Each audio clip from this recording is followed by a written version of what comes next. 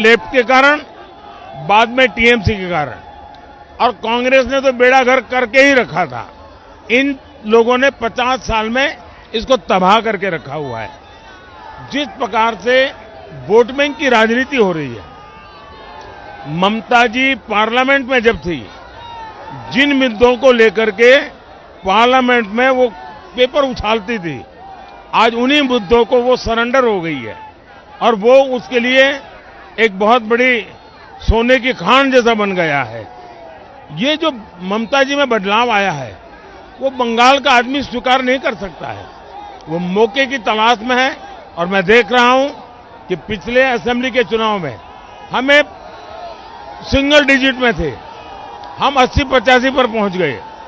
लोकसभा में इस बार मैं क्लीन स्वीप देख रहा हूं, उड़ीसा में भी, पश्चिम बंगाल में भी।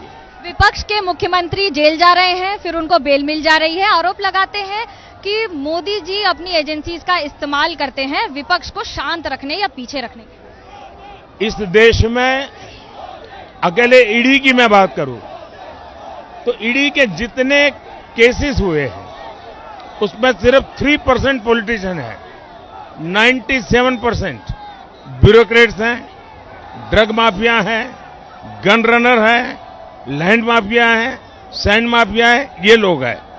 सिर्फ 3% पॉलिटिशियन है। दूसरा, जो नोटों के ढेर निकल रहे हैं वो तो सीधा साधा सबूत है और वो पॉलिटिशियनों के यहां से निकलते, और नोटों के ऐसे ढेर निकलते हैं, चाहे पश्चिम बंगाल हो, चाहे झारखंड हो या अन्य राज्य हो।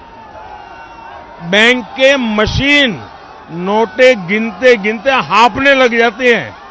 ये हालत हुई है और इसलिए हिंदुस्तान के लोगों के ना करीब करीब 1.25 लाख करोड़ रुपया जब्त हुआ है।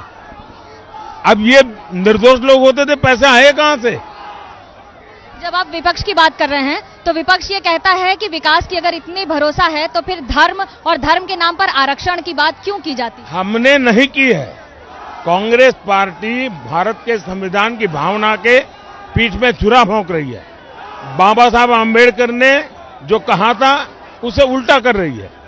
वे धर्म के आधार पर आरक्षण करने जा रहे हैं, हम इसको रोकने के लिए प्रतिबद्ध है और मोदी की यह गारंटी है, जब तक मोदी जिंदा है मैं एससी, एसटी, ओबीसी उनके आरक्षण में से रत्ती भर भी धर्म के आधार पर आरक्षण नहीं होने दूंगा।